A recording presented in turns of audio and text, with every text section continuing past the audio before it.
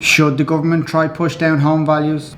A question asked on RT following the RT primetime show on the housing crisis. The theme of the show was who fared better, our parent generation or the current generation in terms of buying a home. I'm not really sure in terms of the benefit of actually making the comparison. It doesn't solve anything and only stokes the divide.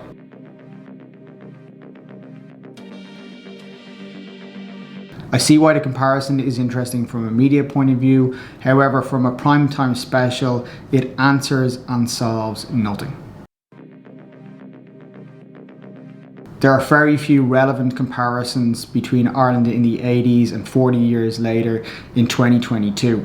A car was a luxury good. Next to no families had two cars. Foreign holidays were rare and very expensive. You only had 2 TV stations with crap reception, and eating out at the weekend was an indulgence. As a young adult, I went through one of Ireland's worst recessions, and I was working in one of the hardest hit industries as well. Things were only starting to feel like normal, and then all of a sudden COVID hits. But I, for one, would not trade places with my parents. I do get all the points that it's very hard to find a home right now, and I'm not dismissing any of them.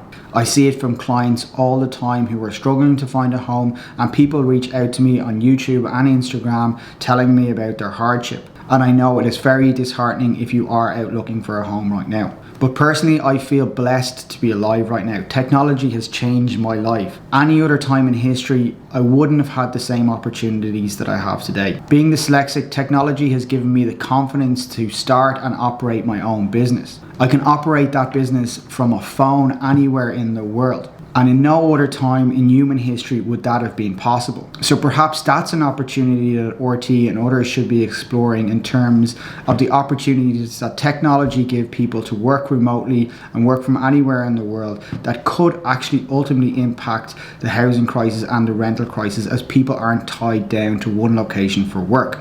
My point is, RT focused on the negativity between the generations and skipped over all the positives. It is easier to get ratings for negative news stories, but perhaps I'm being too hard on RT, but they only gave me 2 channels when I was a kid, so perhaps I'm right to be harsh on them. But back to the actual question RT proposed, should government try push down home values? So what would happen if the government did push down home values? Well, 1, more people could actually afford to buy homes, therefore demand would increase. However, it wouldn't automatically increase supply, so therefore there'd be more demand and even less supply.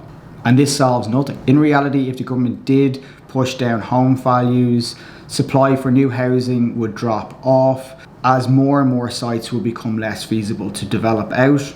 Developers wouldn't take a risk to develop new sites in a falling market, and banks and lenders would get worried about the market and give less money out for new mortgages. This ultimately could actually spark a property crash, which would lead to job losses and more suffering for people, and people who have just bought into a home would end up in negative equity.